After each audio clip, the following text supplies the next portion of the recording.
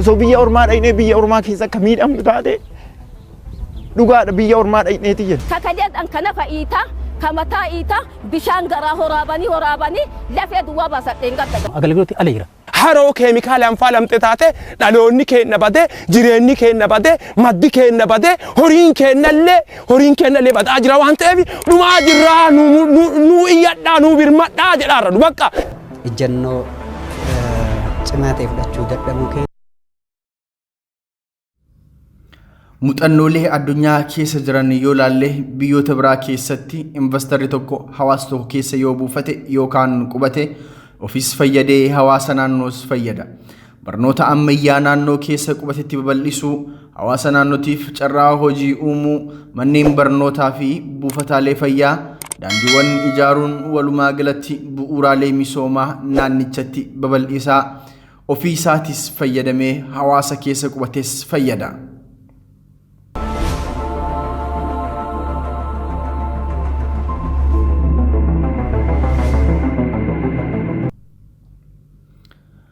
Garuu investoroonni biyya keenyaa qabatamaan wanti isaan irraa arginuu fi dhageenyu faallaa kanaati. Biyyoota biraatti investimentiin jireenya ilma namaa jijjiira. Biyya keenyatti immoo keemikaalaan nama faalee ulfa garaa haadhaa keessa jiran nagahaan tahee akka hin dhalanne naafaatti jijjiira. Osoo biyya ormaa dhaqnee biyya ormaa keessa akka miidhamnu taate dhugaadha biyya ormaa dhaqneeti jenna. Mahaduree sagantaa keenya guyyaa har'aa keessatti waa'ee miidhaa investoroonni biyya keenyaa qabeenya Oromoof Oromiyaa irraan gahaa jiran keessaa haala qabatama naannoo godina Arsii fi godina Shawaa Bahaa keessatti tahaa jiru laalla. Naannoowwan qaama miidhagina dachii Oromoof Oromiyaa keessaa aanaan Baatuu, Jiddoo Kombolchaa fi aanonni naannoo san marsanii argaman adda dureedhaan eeramu. Naannoon kun badhaasa waaqaatiin badhaatee bareedumsa Oromiyaa irraan bareedumsa dabaluu bira taree naannoo jireenya ilma namaatiif baay'ee mijaa'aa ta'ee fi hawwataadha. Gaarreen wal utuban, laggeen mammaratoo fi haroowwan badhaadhina Oromiyaa hara galfii Oromoota Arsii kan ta'an haroowwan akka Dambal, Abijaataa, Shaalla, Laga Bulbulaa fi kanneen kana fakkaatan isaan nan kaleessaa fi har'aatti ilaalla.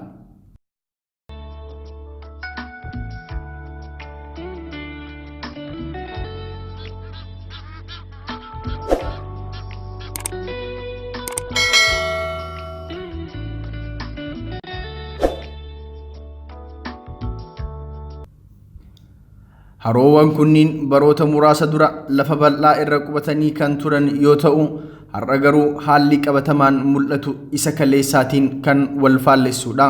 Gizee xiqqoo an horiitissu harri kun asii kun odaa san bira achi ol gaa bishaan achitti uleen akkana qaqqabataa daggafamee horii asii fidaatiin bakka kanaan bishaan obaafna asirra malkaan bakka kana qofaan jira kuuwwan caffaa hadha laalaa ka haga inni deemee ittiin jedhee goge itti guutame dalaliin hundi miidhaa guddaa geessaatiin jira gara gogiitiitti deemaa jira jechuun hoggaa gabaabaan booda garuu ani hin beeku kun akka gogutti. Asirraa waan bishaan kun dhumataaruuf waan hin wallaalle akkasumaan haala timaangaruu qonnis waan faana deemaaruuf mahaali kana garuu bishaan kun amma iddoo kana lixee waan dhabamuu danda'e.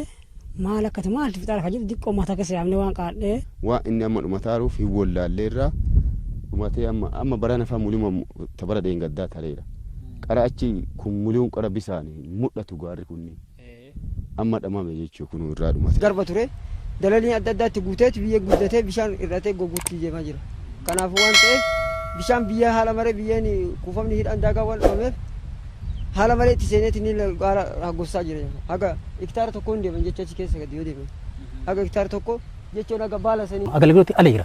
Haroo keemikaalaan faalamte taate dhaloonni keenya bade jireenyi keenya bade maddi keenya bade horiin keenyallee badaa jira waan ta'eef dhumaa jirraa nu iyyadhaa nu birmadhaa jedhaarra nu bakka.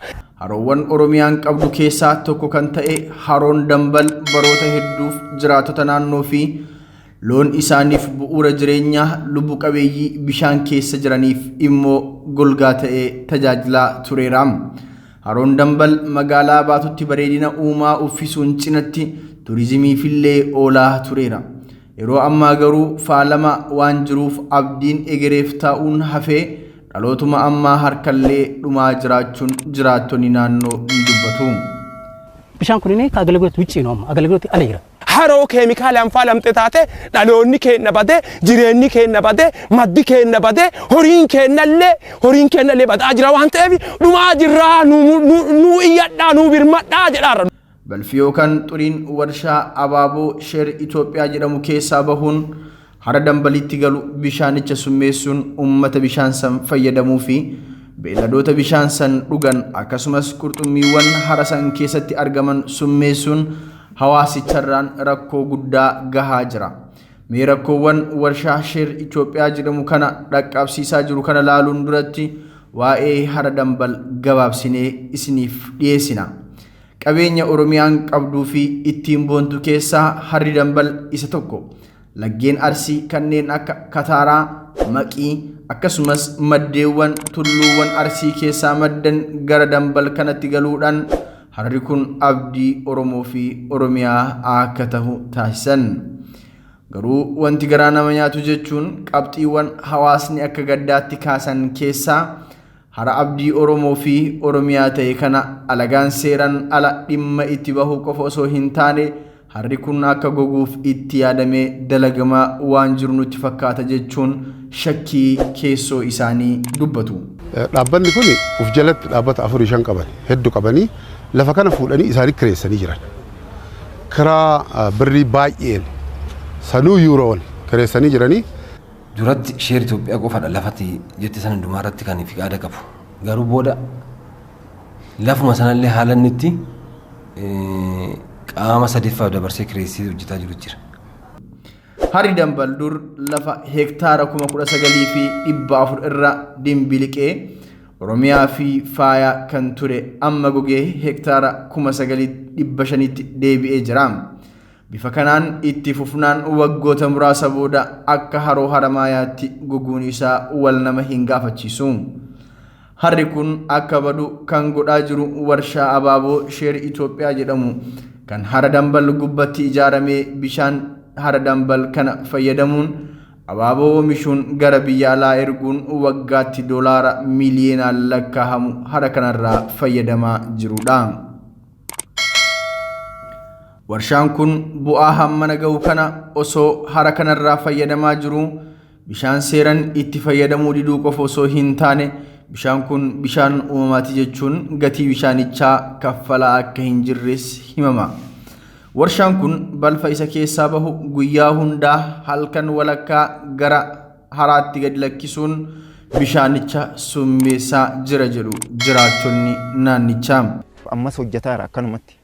Waan ta'uu dhaba sheerima keessa hojjetaara ammas akkanumatti bu'aati namni yaallisna irraa cite ijji kunis amma hafe kunis na dhukkuba halkan rafee hin bulu akkana ta'a bula waan isin gaddisiisu ani garuu jireenya kiyyaa maatii 5 oladha waan ta'uu dhabee kanarraa kan ka'e warroonni koree sarraata nyaamaa bariillee dhainaan noomaa siin goonu abbaan qabeenya yaala rifarii dideeraa naan jedhan warroota inni bakka buufatee humna sarraatanyaa haili astaadarota jedhanillee jennaan cirraashuma ati guyyama si qaxarru haati kee waliin si deetteerti ijji kee asitti miti kasi miidhaminaan jedhan kuni waan qabatama qabu kunoo isaan irratti haadha keetti waliin si dhalle malee waan as keessa miidhamtee hin qabdu naan jedhan ofii waraqanni kunoo akkuma isin argitan keemikaala ka jedhu osoo ijji kee akkana ta'ee haati kee ija bal'aa na deetti maal go'ana qaxara sheeriin kana maratu jira miidhaa gana kenna lammii makeennan nu fixaara gara itti waa iyyan nu qabnu hoo dubbanne yaalli namaan barraa'u yaalli barraa'ee ko jedhu taate wannan taane qorsa tokko doktorri tokko nama barreesse qorsa nu bira osoo jiru maa alaa bitattan namaan jedhan ufii isaan bira hin jiru hoo bitanii dhufan qarshiin sun namaan kafalu anama qarshii 430 mana na jirata risitii qabu na dhukkuba ani garuu hedduu kanatti hoo rakkoon tokko na mudatee deemee mana yaalaati qorsa tokko bitadhe akkamitti naaf kafalamuu dhaba waan qabatama qabu risitii qaba ragaa sobaatii miti manni dhuunfaa qorsa irraa bitadhe kun chaappaan dhaheeti kanaa kennu maaf kana ta'a ani lammii isaa lammii Itoophiyaatiiti miti lammiin biraa namichi maan nu godhe lammii makeennan nu fixaara ambi diina biraa ofirraa deebisa malee nu ammoo diina kanatti ta'e kennu maaf kana ta'a osoo biyya ormaa dhaynee biyya ormaa keessa akka miidhamnu taate dhugaadha biyya ormaa dhayneeti jenna osoo Itoophiyaa keessa irra osoo Oromiyaa keessa irra akkanatti miidhamni maaltu isiniin dhagahamu isin. Keemikaalli sheerii kun amma uummata magaalaa kana deebisee uummata hundaa akka jiruuni bakka leera kana waan doktoriin illee waan profeesariin yuunivarsiitii adda addaatti qoratee irra ga'e 97% bishaan kunini ka agalagloot wucci ነው Harri dambal kan duraan yoo dhugan dhibamaa fayyisu har'a namas ta'ee beelladaan bishaan hara dambal dhuge ni dhibama.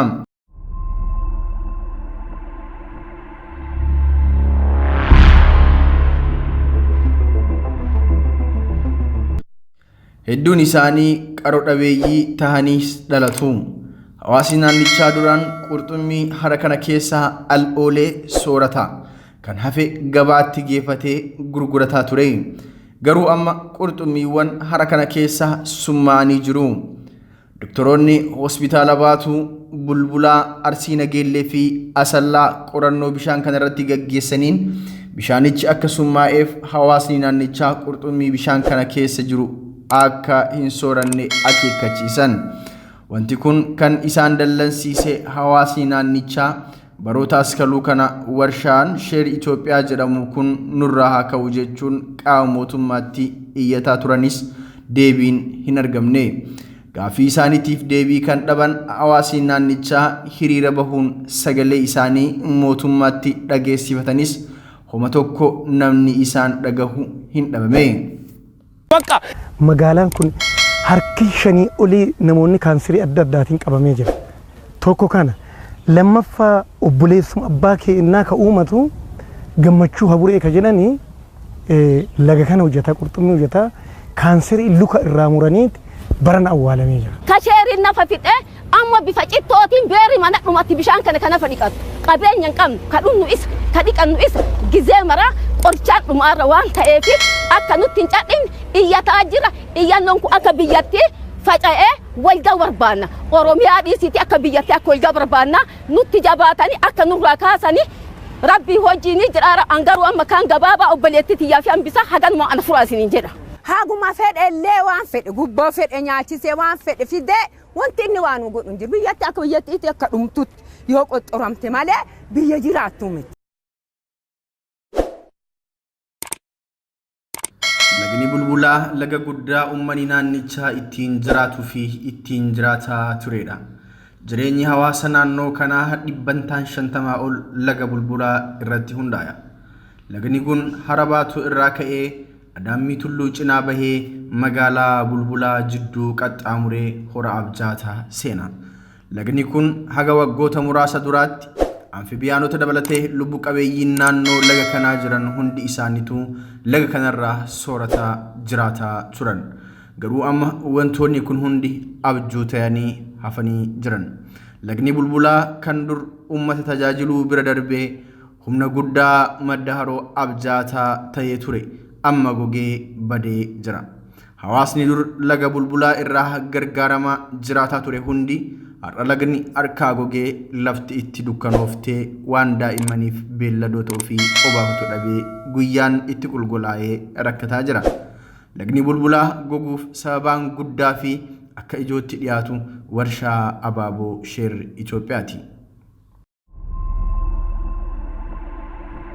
bishaan dhiiga fakkaata bishaan lagaana hara kana dhiiguma dhiiga kana fakkaata namni akka waan dhiiga dhuguutti keemikaala kan dhugu arama gizee magan kuni qulqullaa'ee aga pirezidaantii biroo deemeera dubbiin kun amma kun rakkoon kanatu jira amma of dandeenye sheeriin kun yoo asitti ijaaramsani faayidaa uummata naannootiif jedhaniiti garuu soba faayidaa uummata naannooti wanti inni buuse bu'aan takkatti hin jirtu mana barumsaallee sararatanyaa ofiitiif ijaarate hospitaala illee sararatanyaa ofiitiif ijaarate malee wanti naannoo kana fayyadee uummanni naannoo kana itti baratee hospitaala itti haakimate takka illee hin jirtu.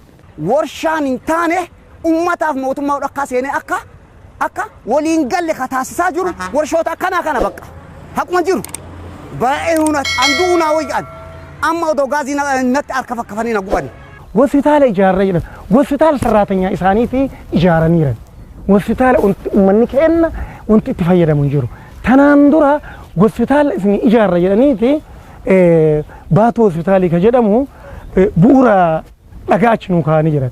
Bu'uura achi nuu dhaabanii deebi'aniiti ani hin barbaadu jedhee namichi baarno jedhanii uummanni magaalaa kanaa odoo gaafattaniin koottuuti nu ijaarii yeroo irra nu gahee waggaa 2 ta'e jennaan ani yoo barbaade gaditti hojjetaa kiyya gadi ijaaraa asitti ijaaru jedhee mana qopheessaatitti raggaxee biiroo raggaxee bakka jaarsoonni biyyaatii fi kaabinee magaalaatiif baadiyyaa jirtutti raggaxee bahe abbaan qabeenyaa ka jedhamu kun. Kanaaf hospitaalillee wanti waan godhu hin jiru manni barumsaallee hojjetaa isaaniitiin malee namoota naannootii wanti godhu hin jiru. Horii naannoo kanaa namni biyya biraatti dhufe foo isaan nyaatu. Horii naannoo kanaa namni biyya biraatti dhufe aannan isaan dhugu. Haqa jiru dhugaa jiru. Bishaan akka jirutti ka humna qabu jaarkaanii tokko birrii 15 laga xuffaarraa bitata. Laga xuffaarraa bitata. Ka humna hin qabne kama laga kanaa dhugaara. Haquma jiru. Dhaabbatichi karaalee gurguddaa lamaan hawaasa naannichaa miidhaa jira. Tokkoffaan bishaan laga Kataaraa irraa dhufuun haroo Dambal qaxxaamuree gara laga Bulbulaatti gadi yaa'u ittisuun jallisii qonna abaabotiif oolfatuun yoo ta'u, inni lammataa immoo bishaan hangi xiqqaan duraan darbaa tures xuraawaa keemikaala dhaabbatichaa keessaa bahuun kan faalame ta'uu qorattoonni mirkaneessanii jiru. Sababa kanaan uummanni laga Bulbulaatti fayyadamu kanneen gaaraa gadii jiran hundi loon waan obaafatan dhabanii rakkoo hamaa keessa jiru. Kanaafuu qaamni dhimmi ilaalu hatattamaan bishaan ittifame kana akka gadi lakkisiisu cimsinee hubachiifnan dhaamsa uummata naannichaati. Lagni Bulbulaa kan dur ededa lamaan guutee yaa'u kan har'a gogee boolla qotanii horii bishaan obaafatan waatu dhibee dhaltiin umbaa jedhee mar'ata. Muchi isaa osoo silgi hin ititin gu'ee gaadiin golloo irratti rarra'ee qodaanis wal boraafatee fannootti hafe. Dur hin jirreen dhidhimmisaa iyyaa calaasaatiin loon dheebuuf malkaa mar'ata. Abbaa isaa malli dhibeera ofii isaatiifis dheebotee laagan isa gogeera. Kormi dur kaloo keessa quufee bokkisu har'a dheebisaaf yaa alaga keessa fiigaa yoo mar'atu arguu caalaa madaan nama dhukkubu hin jiru.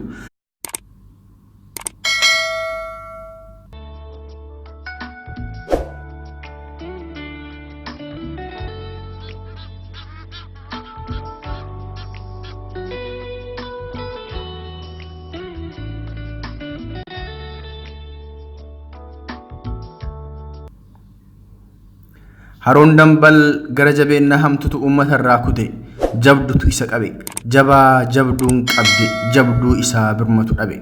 Idinni dur bishaan itti ijjetee dhodhoohee malkaan goydee hawaasni boohee waan uuman uumamaaf kenne uumamni maqaa sheer Itoophiyaatiin uummata irraa mulqe.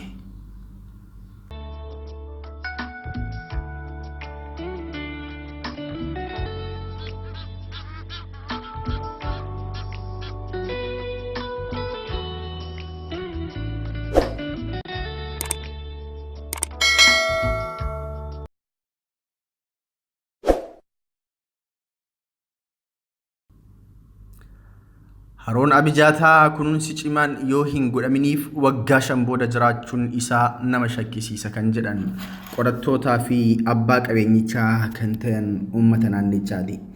Waggaa 5 booda balfi xuraawwan keemikaalota makatee warshaa habaaboo shir Itoophiyaa fi warshaalee naannoo san qubatan keessaa bahu hara nu jala gogsaa jira jedhan jiraattonni naannichaa.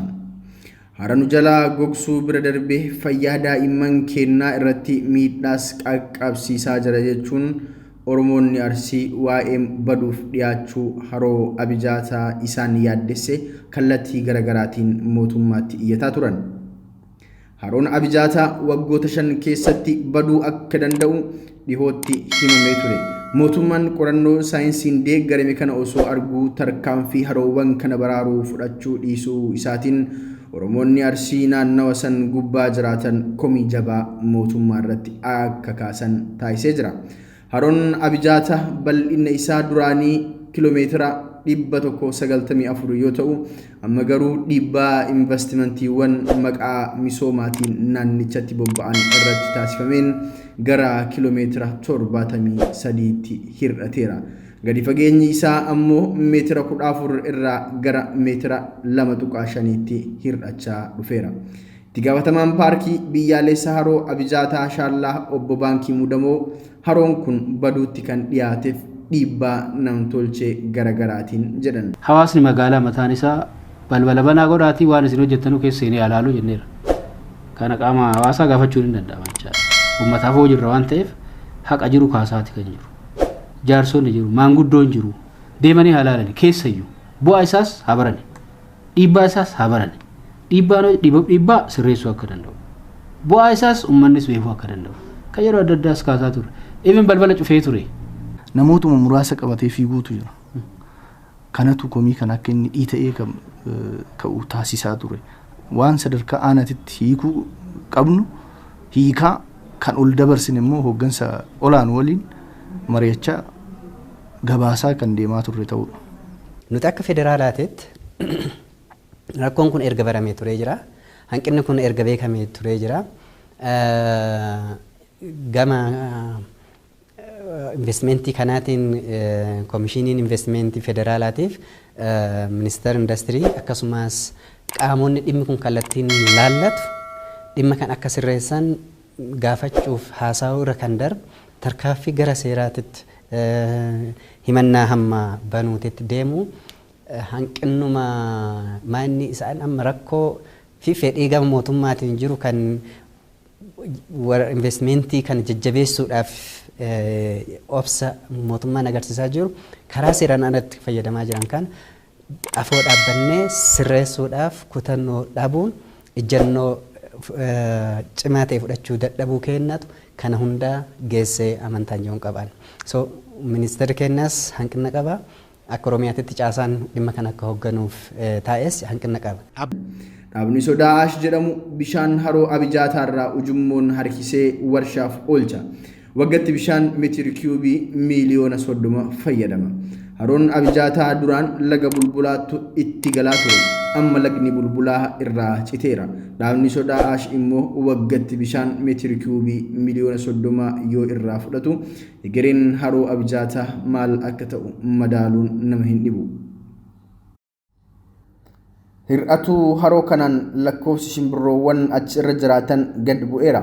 Qaamni laga bulbulaa fayyadamu gocha kanarraa of qusatee lagichi gara Abijaataatti hiyyaa'u taanan harichi abdii hin qabaatu. Abijaataan alatti haroowwan Itoophiyaa baay'een badiinsaaf saaxilamanii jiru. Akka Haromaayaa kan badanis jiru.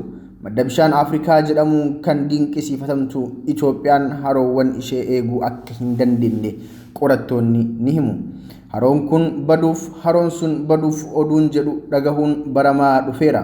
Haala qabatama amma jiruun yoo ilaalaman haroowwan kanaan haroo jechuunis nama dhiba. Paarkiin biyyoolessaa haroo Abijaataa shaallaa dahoo shimbirroowwan ardiiwwan garagaraarraa baqatanii dhufanii ture.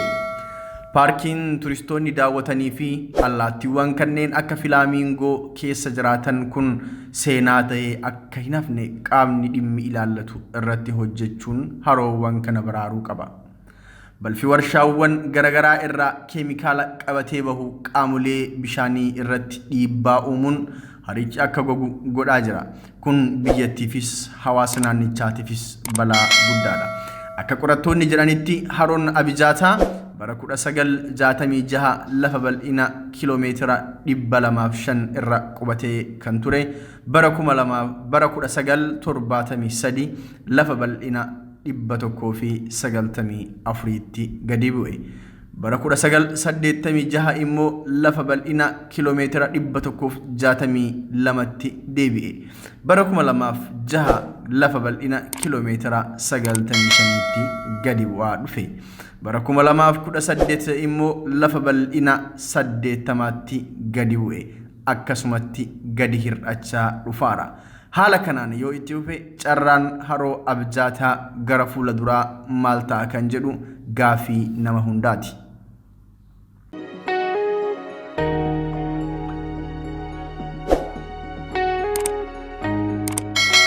Miidhamaa jiran tokko kana dhalate madda dhabne qurxummiin hin nyaatamin jedhame nyaanni dhiyanallee akka hin nyaatamne bishaanillee akka hin dhugamne jedhame nu amma kanaafuu nu amma maal ta'aa jirra du'aa jirra. በኬሚካል እንደዚህ አይነት ነገር አይመጣም ማለት አይቻልም። ከዛም በላይ ከናኦል አኩማ ስላጀዴ ካንሰሪን ዳኢማ ዳላቱ ረቲ ሚዳን ቀቀቡ ኒሮ ቶክሲቲኪ ፊ ዱቲሌኒ ዱፋ ሰደርካ ገረገራቲ ኬሚካላ ከናን በላን ዱፉ ጅራ ኩን ኢፋ ሚዳምቶታ ከነስ አደት ቆረኖን ቢረገሁ barbaachisa. Samooni kana gaggaafin kennaaf iyyannoon kennaaf miidhamni kenna biyyatti ifee jedhe hagayyan halkanii guyyaatti jigu ammaateeraayyuu. Takkaan takka kennaa nu ila nu qoratee qulqullummaa kenna ilaalee nurraa haa ka'u barbaada gara kiyyarratti. Idhamee namni kun fayyaa biyyattii tana fayyaa jirti jedheetiin qulqullinni kenna ilaalee nurraa haa ka'u. Yoo waan fayyaa dhabu taate eenyu hambifataarra daa'imni dhallee isa kakajeedhaan kana fa'iitaa kamataa iitaa bishaan garaa horaabanii lafee duwwaa baasadheen gadda garaa.